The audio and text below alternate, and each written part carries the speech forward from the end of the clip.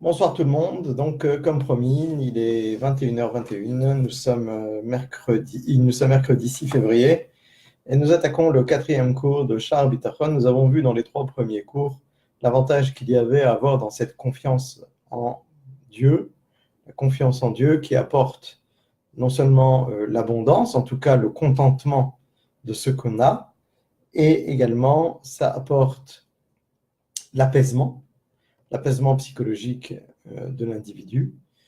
Également, ça va permettre à la personne de ne pas compter sur les autres et de compter uniquement sur Dieu et de ne pas être redevable aux autres, de ne pas compter sur son intelligence qui va pas forcément apporter des résultats. Et on voit bien que des gens très intelligents sont soumis souvent à des gens qui ne le sont beaucoup moins. Et enfin, nous avions vu la dernière fois que si quelqu'un comptait sur sa grande richesse, cette richesse risquait soit de s'envoler, soit Hachem lui mettre à l'esprit le fait de ne pas profiter de sa richesse, d'être hyper radin et en sorte, de telle sorte qu'il ne profite pas de sa richesse et qu'en fait cette richesse ne lui serve strictement à rien. Voilà, donc maintenant nous allons le consacrer au quatrième cours. ומהם שהבוטח באלוהים יביאנו הבטחתו עליו שלא יעבוד לזולתו ושלא יקווה לאיש ולא יאחל לבני אדם ולא יעבדם להתחצות עליהם ולא יחניף להם ולא יזקיף להם לבלתי עבודת האלוהים. Donc, parmi les avantages qu'apporte la confiance en Dieu, un des avantages supplémentaires qu'apporte la confiance en Dieu, qu'apporte à l'homme qui a confiance en Dieu, chez Abotea, Beloim Yevenu Avtahato Alav, les avantages, donc que celui qui a confiance en Dieu, ça va lui apporter, ça va entraîner chez Loya Avod Lezulato, il ne va pas devoir servir son prochain, il ne va pas avoir la nécessité de servir un autre homme, une autre personne, afin que cette personne veuille lui apporter du bien et lui comble de tous ses besoins. Il va pas avoir besoin en fait de se soumettre aux autres pour obtenir quelque chose. Et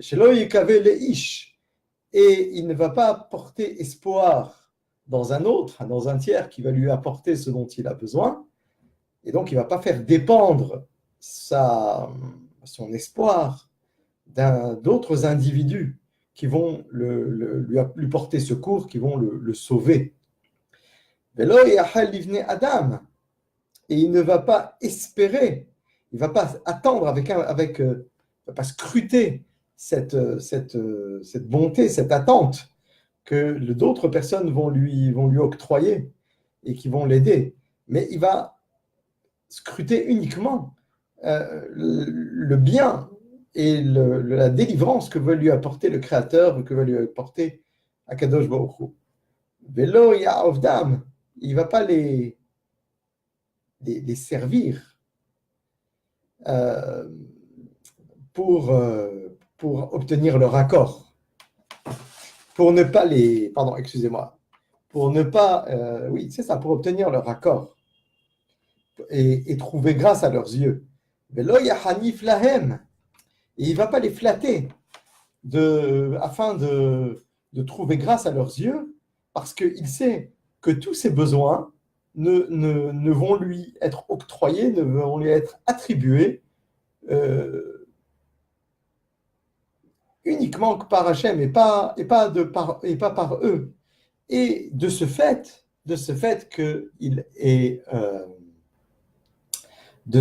qu'il a confiance en Dieu, lo yaskim imahem, il ne va pas faire semblant, d'être d'accord avec eux, d'être d'accord avec leurs propos, avec leurs pensées, avec leurs paroles, qui sont contre le service divin, sur des propos qui sont contre le service divin. Il ne va pas avoir cette crainte et donc accepter n'importe quoi et dire oui à tout.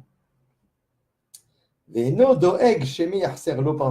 va pas avoir le stress, il ne va pas avoir l'angoisse, s'angoisser, que peut-être il va lui manquer dans son revenu, dans sa parnassa, dans sa subsistance de ce fait qu'il n'a pas été d'accord avec eux à tout prix. Mipenesh et Boteach Vachem, parce qu'il a confiance en Akadosh Baruch Hu, qui va le nourrir et qui va lui donner l'ensemble des besoins dont il a besoin, c'est le cas de le dire. C'est le cas de le dire. Velo yafhideu enyanam, et il ne va pas avoir peur de leurs menaces, des menaces qui vont le menacer de lui faire du mal.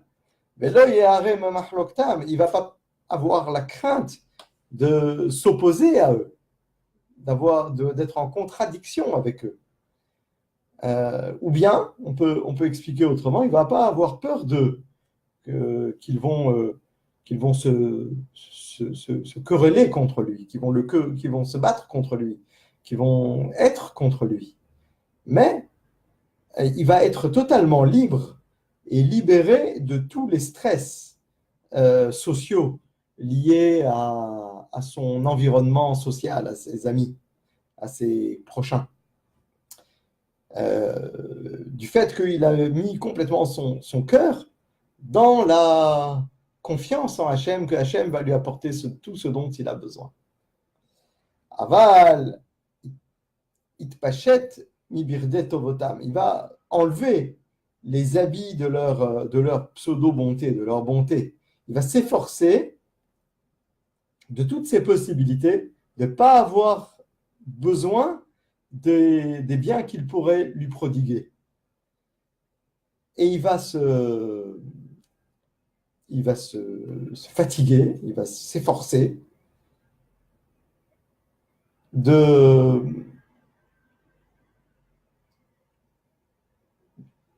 ne pas rentrer dans un système où il va être dans l'obligation de leur rendre les bienfaits qu'ils lui ont donnés, afin qu'il n'ait pas besoin de se fatiguer et de, comment dirais-je, d'être d'accord systématiquement avec eux et de leur rendre le bien que ces personnes lui ont donné.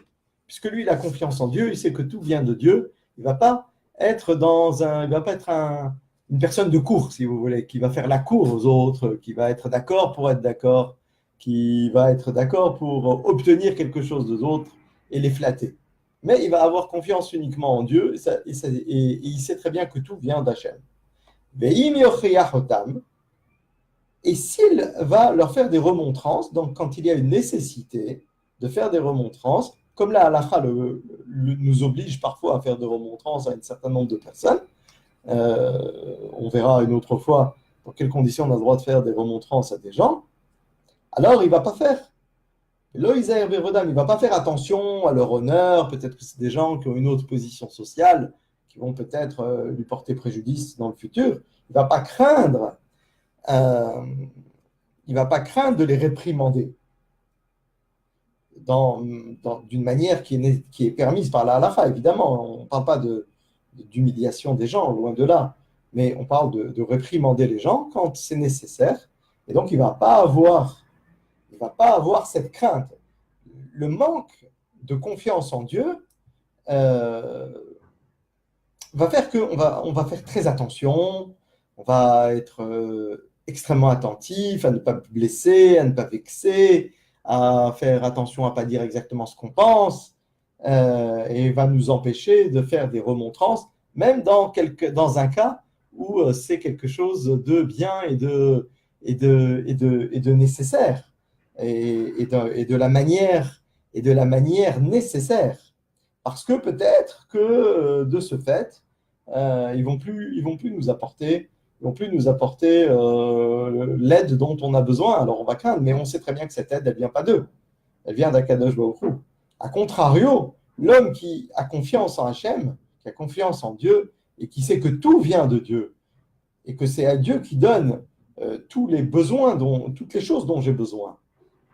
Et non, Rochesh, il va pas craindre de faire des réprimandes à son prochain, d'une manière évidemment qui est permise. On parle pas de manière pas permise. Voilà, on va continuer. Et s'il doit leur faire honte, il y a des cas où on doit faire honte à des personnes pour qu'ils arrêtent de faire des fautes. Et c'est dans des conditions très particulières où on a le droit de faire honte à un fauteur. On verra ça une autre fois dans le Rambam, à la Chod Derot. Alors, il ne faut pas du tout qu'il ait, comment dirais-je, qu'il ait honte. Pas qu'il ait honte d'y aller, d'affronter cette situation difficile. Et il ne leur fait pas voir, comment dirais-je, il ne va pas leur embellir le mensonge, il va pour les flatter, pour dire des choses fausses pour essayer de faire passer la pommade. Juste, je retrouve, j'ai perdu la ligne. Allez, mais là, il a fait la même à chacun, donc il ne va pas leur passer la pommade pour leur faire croire que le mal est bien, pour leur faire dire que le mal était quelque chose de juste. Velo Ishabeham, il ne va pas les encenser sur leur mauvais comportement. Et il n'aura pas peur de dire la vérité. Comme le dit le prophète Isaïe, Vashem Elokim Ya'azor li, Alken lo nichlamti, Alken samti fanai kahalamish, Veda ki lo evosh. Alors, comme le dit le prophète Isaïe, dans le chapitre 3, que du fait de l'effronterie de sa génération, il était en vérité très facile, il n'était pas loin qu'il n'en vienne à le frapper et à l'écorcher vif, à atteindre à sa vie. Et va Hachem Elohim Ya'azorli, et Hachem, le Dieu Tout-Puissant, m'a aidé. C'est sûr qu'il va m'aider. C'est un futur. Ya'azorli, il m'aidera. C'est sûr qu'il m'aidera. Du fait que moi, j'ai mis toute ma confiance dans Hachem, alors il va m'aider. Alken lo nichlamti. Alors, c'est pourquoi la honte ne pouvait pas m'atteindre. C'est-à-dire que même si j'étais dans une situation honteuse, alors moi, je ne ressentais pas de honte parce que je savais que j'étais dans le bon chemin, que j'avais confiance en Dieu et que c'était Dieu qui l'avait envoyé pour faire des remontrances à sa génération qui était idolâtre, par exemple. Alken samti fanai kahadamish. C'est pour ça que je me suis fait un visage dur comme un roc.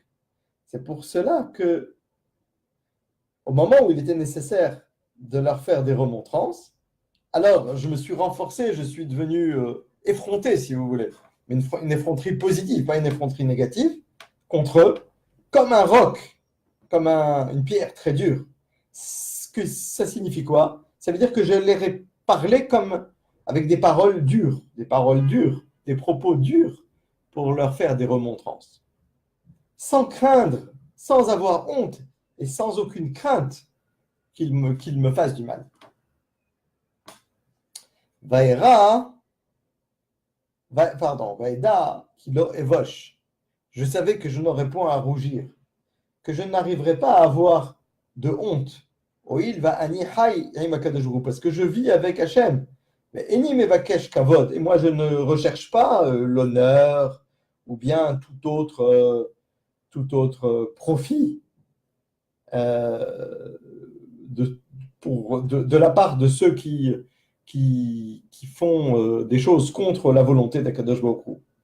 Et il est écrit également dans le prophète Ézéchiel, chapitre 2, Altira mehem ou midivrehem altira. Ça veut dire, n'aie pas crainte d'eux et de leurs propos, n'aie pas de crainte. C'est-à-dire, Altira mehem, que peut-être ils vont te faire du mal, et de leurs propos n'aie pas peur. Même s'ils te disent qu'ils vont te faire du mal, n'aie pas peur qu'ils t'en fassent. Ils t'en feront pas, t'inquiète pas. Je suis moi, Hachem, je suis avec toi. Et il est écrit également dans le prophète Ézéchiel, Umidivrem altira, umipenem altehat. et de leurs propos n'aie pas peur, et de leur face ne tremble pas. Ça veut dire quoi? Il dit vrai, quand ils te disent qu'ils vont te menacer de te tuer, attira, n'aie pas crainte, ne crains pas, c'est qui tue? C'est l'homme qui tue ou c'est Akadosh Baruch Hu qui décide que l'homme va être tué? Le monde n'est pas soumis au hasard, c'est Hachem qui décide et qui fait tout. Attira mi penehem al tehat, ne les crains pas et ne tremble pas. Ne t'abaisse pas face à eux, explique le Malbim. Et il est dit également dans le prophète Jérémie, chapitre 1, verset 8, Attira mi penehem, ne crains pas face à eux, c'est-à-dire n'aie pas crainte de réaliser ta mission pour leur faire des remontrances, de peur, donc la crainte qu'il aurait de tomber par ton propos et qu'ils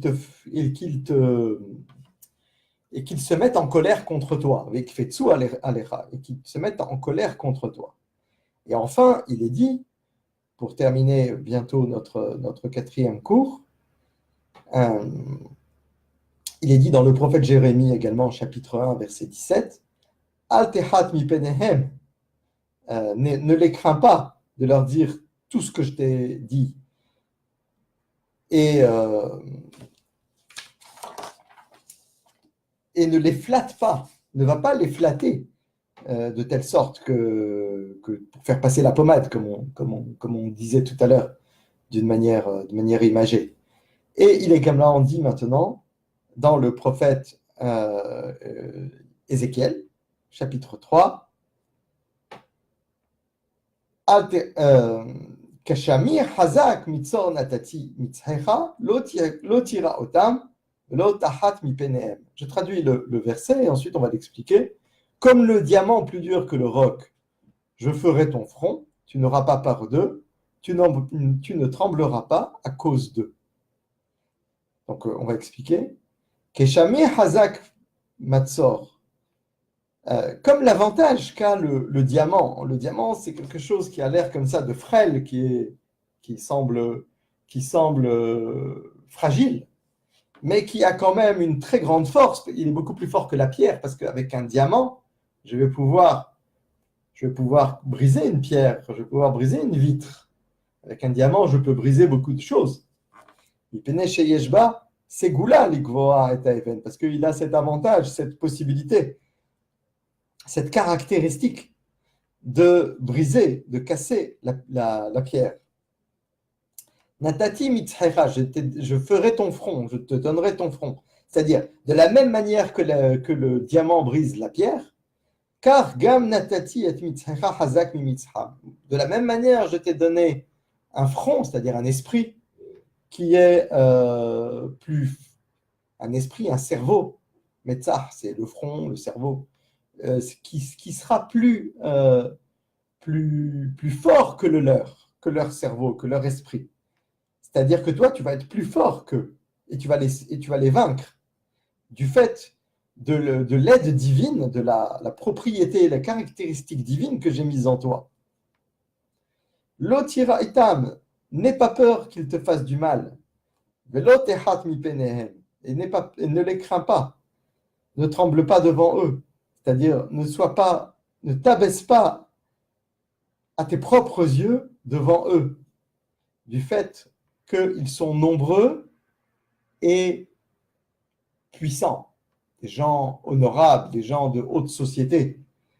Et de ce fait, toi, tu vas avoir la crainte de ne pas les affronter parce qu'ils ont des positions sociales très élevées, ce sont des princes, ce sont des gens de cour, ce sont des gens extrêmement riches.